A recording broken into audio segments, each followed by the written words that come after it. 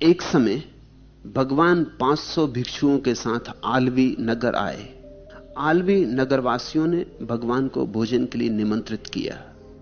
उस दिन आलवी नगर का एक निर्धन उपासक भी भगवान के आगमन को सुनकर धर्म श्रवण के लिए मन किया, किंतु प्रातः ही उस गरीब के 2 बैलों में से एक कहीं चला गया। सो उसे बैल को खोजने जाना पड़ा। बिना कुछ खाए पिए ही दोपहर तक वह बैल को खोजता रहा। बैल के मिलते ही वह भूखा प्यासा ही बुद्ध के दर्शन को पहुंच गया। उनके चरणों में झुककर धर्म श्रवण के लिए आतुर हो पास ही बैठ गया। लेकिन बुद्ध ने पहले भोजन बुलाया। उसके बहुत मना करने पर भी पहले उन्होंने जिद की और उसे भोजन कराया। फिर उपदेश की 2 बातें कही। वह उन थोड़ी सी बातों को सुनकर ही श्रोतापत्ति फल को उत्पन्न हो गया।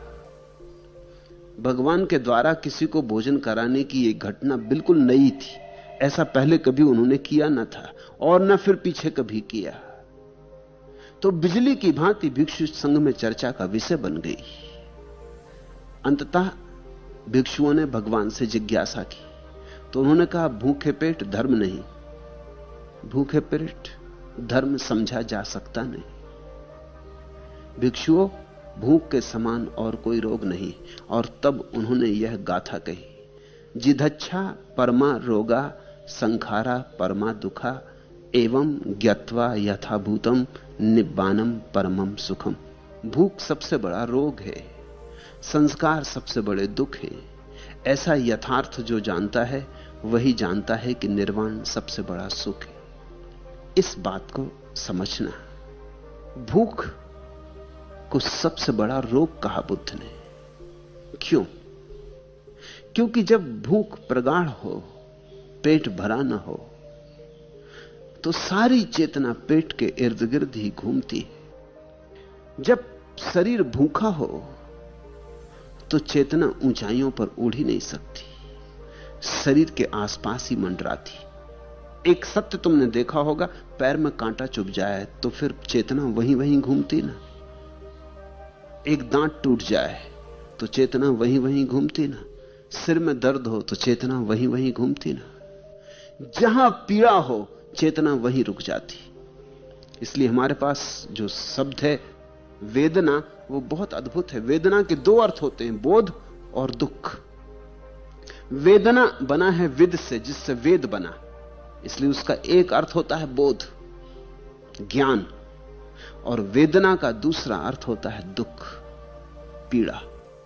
एक ही शब्द के ये 2 अर्थ और बड़े अजीब से, जिनका कोई तालमेल नहीं, लेकिन तालमेल है। जब दुख होता है तो वहीं सारा बोध संग्रहित हो जाता है। जहां दुख वहीं बोध संग्रहित हो जाता है। फिर दुख से हटना मुश्किल हो जाता है। अब जो आदमी भूखा है उसके लिए शरीर ही शरीर दिखाई पड़ता है, कहां आत्मा की बात है। हम कहते ना, भूखे भजन न होई गोपाला। अब एक आदमी भूखा अगर भगवान की प्रार्थना भी करे तो कुछ होगा नहीं, सारी प्रार्थना पर भूख छा जाएगी। इसलिए मैं निरंतर कहता हूं कि दरिद्रता के कारण दुनिया में धर्म बढ़ नहीं पाता। केवल समृद्ध समाज ही धार्मिक हो सकते हैं। और बुद्ध के समय में, महावीर के समय में इस देश ने बड़ी ऊंचाई ली, क्योंकि देश बड़ा समृद्ध था। तुम थोड़ा सोचो, महावीर 40,000 भिक्षुओं को अपने साथ लेके घूमते थे। हर गांव की इतनी क्षमता थी कि 40,000 भिक्षुओं को खिला सके। बुद्ध भी 50,000 भिक्षुओं को लेकर घूमते थे। गांव गांव की इतनी क्षमता थी कि 50,000 भिक्षुओं को खिला सके। कभी 3 मास 4 मास वर्षा में एक जगह भी रुकते थे, तो 50,000 भिक्षुओं को खिलाना क्षमता की बात थी। आज तो पूरा गांव भी 5 भिक्षुओं को खिलाने में समर्थ नहीं रह गया। संपन्न था देश, खूब समृद्ध था। सोने की चिड़िया ऐसे झूठे ही नहीं कहा जाता था। बुद्ध के समय में इस देश ने सबसे ऊंचा शिखर देखा समृद्धि का। उस समृद्धि के शिखर पर ही बुद्ध और महावीर प्रकट हुए। फिर दोबारा बुद्ध और महावीर के प्रकट होने का उपाय न हुआ। इसलिए यह कुछ आश्चर्य की बात नहीं है कि आज अमेरिका में धर्म के संबंध में प्रगाढ़ रस है। होगा ही, होना ही चाहिए। जहां समृद्धि है, जहां पेट पूरी तरह भर गया है, वहां आत्मा का खालीपन दिखाई पड़ने लगता है। इनमें सीढ़ी दर सीढ़ी संबंध है। जिस आदमी ने नींव भर ली मकान की, वही तो दीवालें उठाएगा ना। नींव ही नहीं भरी तो दीवाल कैसे उठेगी? और जिसने दीवाल उठा ली वो छप्पर रखेगा। दीवाल ही नहीं उठी तो छप्पर कैसे रखेगा? और छप्पर उठ गया तो फिर स्वर्ण कलश चढ़ाएगा। धर्म तो स्वर्ण कलश है।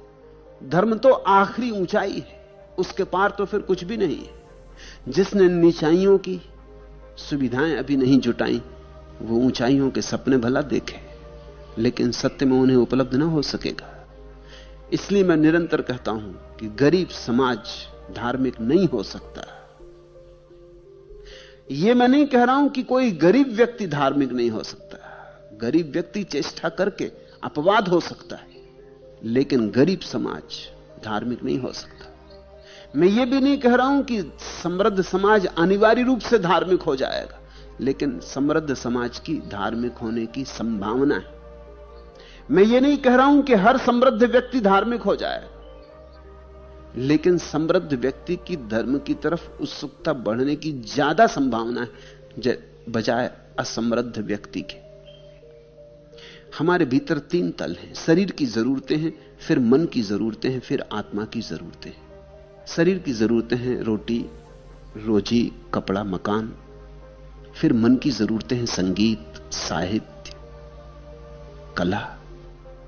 अब जिसका भूख से भरा पेट है वो शेक्सपियर पढ़ेगा। कैसे पढ़ेगा? कालिदास को समझेगा? कैसे समझेगा? शास्त्रीय संगीत सुन पाएगा? इधर पेट में भूख कचोटती होगी, शास्त्रीय संगीत नहीं समझ पाएगा, ना सुन पाएगा। मन की जरूरतें, जब मन की जरूरतें भी भर जाती हैं, शास्त्रीय संगीत में भी अब कुछ नहीं दिखाई पड़ता, वो संगीत भी चुक गया। अब किसी और बड़े संगीत की खोज शुरू होती, तब ध्यान। एक ऐसे संगीत की खोज शुरू होती है जहां वाद्य की भी जरूरत नहीं रह जाती। एक ऐसे संगीत की खोज शुरू होती जो भीतर बज ही रहा है, जिसको बजाना नहीं पड़ता, अनाहत नाद जो अपने से बज रहा है, ओंकार। तब आत्मा की जरूरतें शुरू होती। तो बुद्ध ने ठीक कहा कि भूख सबसे बड़ा रोग है, संस्कार सबसे बड़े दुख है। ऐसा यथार्थ तो जानता है, वही जानता है कि निर्वाण सबसे बड़ा सुख है। उन्होंने उस भूखे आदमी को भोजन कराया। लेकिन यह बात एक ही दफा घटी, यह भी ख्याल रखने जैसी बात है। ऐसा बुद्ध ने बार बार नहीं किया, क्योंकि यह भूखा आदमी सिर्फ भूखा आदमी ही नहीं था। इस भूखे आदमी के भीतर बड़ी मुमुक्षा थी। यह बड़ी प्रगाढ़ता से आकांक्षा कर रहा था परमात्मा की खोज की, सत्य की खोज की, या जो भी नाम दो। यह सिर्फ भूखा होता तो बुद्ध को इसमें कोई विशेष उत्सुकता नहीं थी। उत्सुकता इसलिए थी कि इसके भीतर एक और बड़ी भूख थी जो इस छोटी भूख के कारण दबी पड़ी थी। इसके भीतर एक बड़ी भूख का अंकुर फूट रहा था जो नहीं फूट पा रहा था, क्योंकि ये छोटी भूख इसे खाई जा रही थी। ये सुबह से बुद्ध का ही स्मरण करता घूम रहा था, खोज रहा था बैल को, स्मरण कर रहा था बुद्ध का। इतनी जल्दी थी इसे कि घर से बिना खाए पिए निकल पड़ा था कि जल्दी जल्दी बैल को खोज के बुद्ध के पास पहुंच जाऊं। फिर इतनी जल्दी थी, इतनी आतुरता थी कि बैल मिल गया तो उसे किसी तरह बांध बूंद के खेत खलिहान में भागा। घर नहीं गया कि 2 रोटी खा ले, भागा कि पहले बुद्ध को सुन लूं। इसकी धर्म की प्यास निश्चित प्रगाढ़ रही होगी।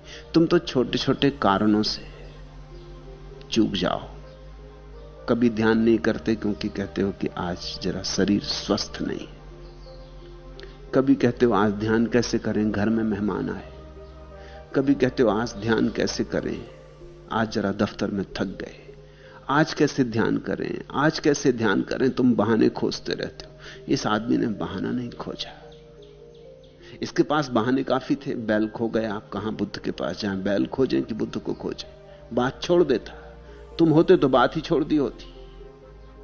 फिर बैल भी मिल गया होता तो कहता अब दोपहरी भर थका मांदा हूं, घर थोड़ा भोजन करूं, विश्राम करूं, फिर देख लेंगे, ऐसी जल्दी क्या है।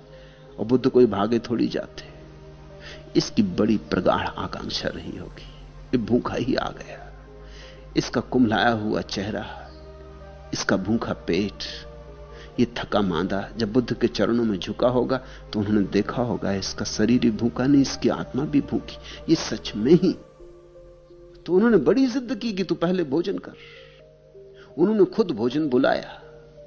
बुद्ध के पास कहां भोजन, किसी को दौड़ाया कि जल्दी गांव से भोजन लेके आओ। भिक्षुओं में चर्चा की बात उठी गई होगी कि कौन विशिष्ट आदमी आ गए, गंवार सा किसान है, बुद्ध इसमें क्या देख रहे हैं। जो कभी कभी तुम्हें नहीं दिखाई पड़ता वो बुद्धों को दिखाई पड़ता है, क्योंकि तुम्हें तो हीरे तभी दिखाई पड़ते हैं जब जौहरी उन्हें साफ सुथरा करके, निखार के, पालिश करके रख देते, तब दिखाई पड़ते। बुद्धों को तो हीरे तब दिखाई पड़ जाते हैं जब वो पत्थर की तरह पड़े, जब उनमें कोई चमक नहीं। ये एक अनगढ़ हीरा था, ये चमक सकता था, ये पत्थर नहीं था। बुद्ध ने उसे भोजन कराया पहले, फिर उसे 2 शब्द कहे, ज्यादा नहीं। और कथा कहती कि उन 2 शब्दों को, उन थोड़ी सी बातों को सुनकर ही वह श्रोतापत्ति फल को उत्पन्न हो गया। श्रोतापत्ति फल का अर्थ होता है जो व्यक्ति बुद्ध की धारा में प्रविष्ट हो गया, श्रोतापन्न हो गया, जो बुद्ध की चेतना में प्रविष्ट हो गया, जो नदी में उतर गया, किनारे पर खड़ा था, उसने कहा ठीक, अब मैं आता हूं, अब चलता हूं सागर की तरफ। श्रोतापत्ति यह बुद्ध की साधना पद्धति में सबसे महत्वपूर्ण फल है, क्योंकि फिर से सब इसके बाद ही होगा। जो धारा में ही नहीं उतरा है वो तो सागर कब कैसे पहुंचेगा, उसके तो पहुंचने का कोई उपाय नहीं। वहां ऐसे लोग थे जो वर्षों से बुद्ध को सुन रहे थे और अभी श्रोतापत्ति फल को उत्पन्न नहीं हुए थे, अभी किनारे पे खड़े सोच विचार कर रहे थे, दुविधा में पड़े थे, करें कि ना करें, जचती भी है बात कुछ, नहीं भी जचती है बात कुछ।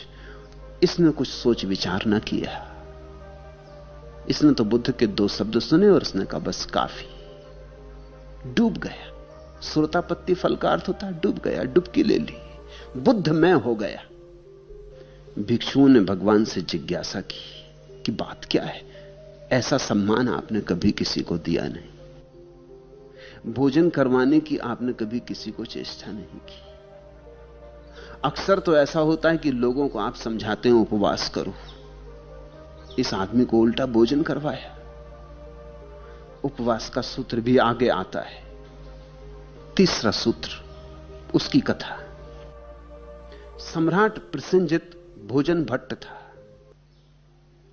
उसकी सारी आत्मा जैसे जिह्वा में थी, खाना खाना और खाना, और तब स्वभाव था सोना सोना और सोना।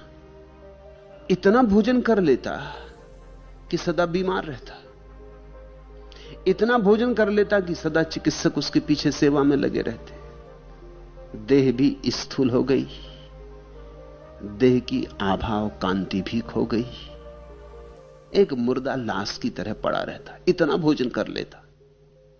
बुद्ध गांव में आए तो प्रसेनजित उन्हें सुनने गया, जाना पड़ा होगा, सारा गांव जा रहा है और गांव का राजा न जाए तो लोग क्या कहेंगे, लोग समझेंगे अधार्मिक है। उन दिनों राजाओं को दिखाना पड़ता था कि वो धार्मिक है, नहीं तो उनकी प्रतिष्ठा चूकती थी, नुकसान होता था।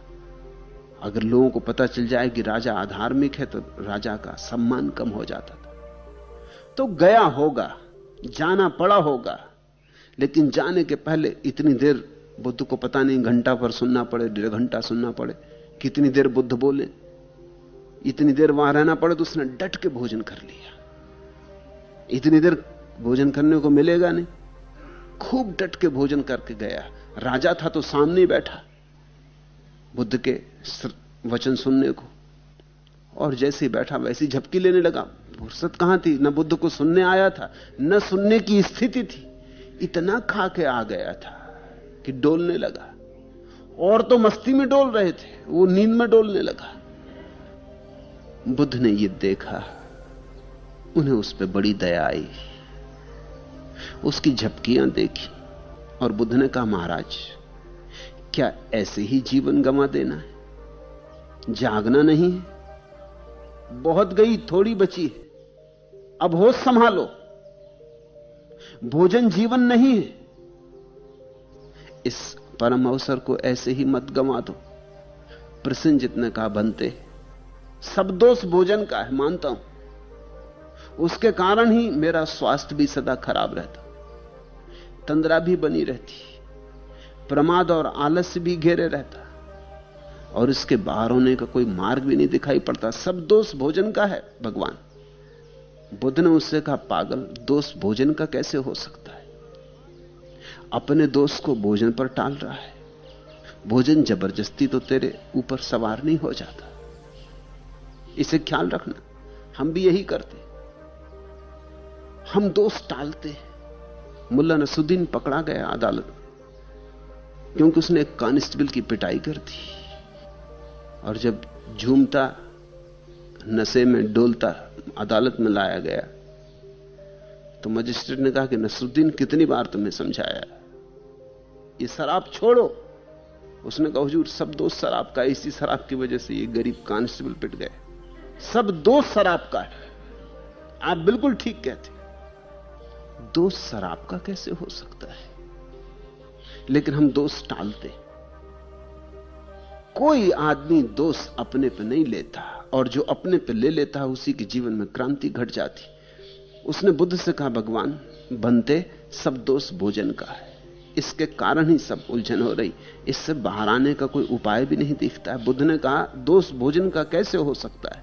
दोष बोध का है। तुम्हें पता भी है कि स्वास्थ्य खराब हो रहा, तुम्हें पता है आलस्य आ रहा, तुम्हें पता है जीवन व्यर्थ जा रहा, लेकिन यह बोध तुम भोजन करते वक्त संभाल नहीं पाते।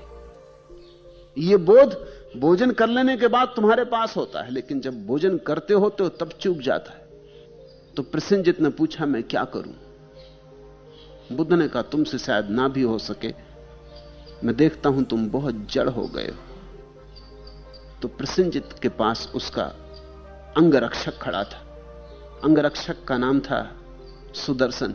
तो बुद्ध ने कहा, सुदर्शन, तू अंगरक्षक कैसा? ये अंग तो सब खराब हुआ जा रहा है, और तू अंगरक्षक, तू खाक सेवा कर रहा है अपने सम्राट की। तू याद रख। और जब प्रसेनजित भोजन को बैठे तो बिल्कुल सामने खड़ा हो जा, खड़े ही रहे सामने, और याद दिलाता रहे कि ध्यान रखो, स्मरण करो बुद्ध ने क्या कहा था। तू चूकनी मत, ये नाराज भी होगा, ये तुझे हटाएगा भी, मगर तू हट नहीं मत। तू अंगरक्षक है, तू अपना काम पूरा कर। ये बात सुदर्शन को भी जमी कि अंगरक्षक तो है ही, और उसकी आंखों के सामने ये अंग सब खराब हुआ जा रहा, ये देह नष्ट हुई जा रही। तो वो खड़ा रहने लगा। वो बड़ा हिम्मत का आदमी रहा होगा, क्योंकि प्रसेनजित बहुत नाराज होता जब उससे बीच में याद दिलाई जाती। जब वो ज्यादा खाने लगता, वो कहता, याद करो भगवान ने क्या कहा है। तो वो कहता, बंद कर बकवास, कहां के भगवान कहां, फिर सोचेंगे। मगर वो मानता ही नहीं, वो याद दिलाए ही जाता। धीरे धीरे इसका परिणाम होना शुरू हुआ। रसरी आवत जात है, सिल पर पड़त निशान, पड़ने लगा निशान। करत करत अभ्यास के जड़मती होत सुजान, थोड़ा थोड़ा बोध जगने लगा। नाराज भी होता था, फिर क्षमा भी मांग लेता सुदर्शन से कि नहीं, तेरी क्या भूल। फिर सुदर्शन ने कहा कि देखिए, मुझे भगवान को उत्तर देना पड़ेगा, और वहां से कई दफे खबर आ चुकी कि सुदर्शन खबर दे। तो प्रसेनजित और भी डरा। 3 महीने भगवान उस नगर में रुके थे। प्रसेनजित जब दोबारा आया तो वह आदमी ही दूसरा था। उसके चेहरे पर आभा लौट आई थी, तेजस्विता आ गई थी। उसने भगवान का बहुत धन्यवाद किया। उसने सुदर्शन का भी बहुत धन्यवाद किया। सुदर्शन के साथ अपनी बेटी का विवाह किया, उसे आधा राज्य दे दिया। जब दोबारा वो भगवान के पास आया था, रूपांतरित होकर, अत्यंत अनुग्रह से भरा हुआ, तब भगवान ने यह गाथा कही थी, आरोग्य परमा लाभा, संतुष्टि परमम धनम, विश्वास परमा ज्ञाति, निब्बानम परमम सुखम। आरोग्य सबसे बड़ा लाभ है, संतोष सबसे बड़ा धन है, विश्वास सबसे बड़ा बंधु है, और निर्वाण सबसे बड़ा सुख है। आरोग्य शब्द बड़ा अद्भुत है। अंग्रेजी के हेल्थ शब्द में वो बात नहीं। आरोग्य का अर्थ है सारे रोगों से मुक्ति। इसमें मन के रोग सम्मिलित हैं, देह के रोग सम्मिलित हैं, इसमें आत्मा के रोग सम्मिलित हैं। आरोग्य शब्द विराट है। तभी तुम कहे जा सकते हो आरोग्य को उपलब्ध हुए जब तुम्हारी सारी उपाधियां खो जाएं, जब तुम्हारे ऊपर कोई सीमा न रह जाए। आरोग्य सबसे बड़ा लाभ है। तो बुद्ध तो बार बार कहते हैं कि मैं तो चिकित्सक हूं, वैद्य हूं, तुम्हें आरोग्य देने आया हूं, सिद्धांत देने नहीं, दर्शन शास्त्र देने नहीं। आरोग्य परमा लाभा। परम लाभ कहा आरोग्य को, तो निश्चित ही यह शारीरिक स्वास्थ्य नहीं होगा, मानसिक आध्यात्मिक सभी तलों पर जब व्यक्ति रोगों से मुक्त हो जाता है। और बड़े से बड़ा रोग है मूर्छा, बड़े से बड़ा रोग है बेहोशी। आरोग्य परमा लाभा संतुष्टि परमम धनम। और जो आरोग्य को उपलब्ध हो जाता है वो संतोष को भी उपलब्ध हो जाता है, क्योंकि जहां आरोग्य है वहां संतोष है। जहां कोई रोग ना रहा वहां कैसा असंतोष। वहां तो छोटे से पर्याप्त मिलने लगता है, थोड़ा सा भोजन और खूब तृप्ति हो जाती। थोड़ा सा मिल जाए बहुत मिल जाता है, क्षुद्र में विराट मिलने लगता है। संतोष सबसे बड़ा धन, विश्वास सबसे बड़ा बंधु, और निर्वाण सबसे बड़ा सुख।